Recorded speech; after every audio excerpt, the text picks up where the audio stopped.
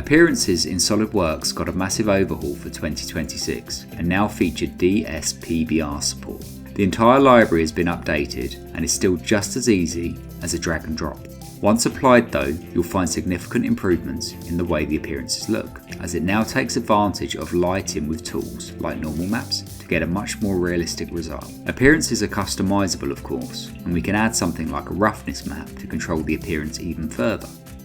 A major benefit of using the new DSPBR appearances in SOLIDWORKS is that they are directly compatible with Visualize. This means that renderings look the way you would expect immediately on import.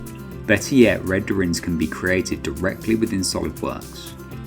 Just choose your scene, turn on the add-in and click render.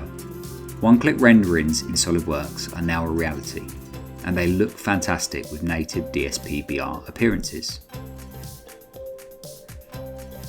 The Visualize Stellar Fast mode has been vastly improved in recent times to a near real-time rendering engine. Setting up scenes, moving components, and setting up cameras is unimpeded and instantaneous. Stellar Fast mode is now supported on AMD GPUs, bringing this incredible technology to virtually all Visualize users.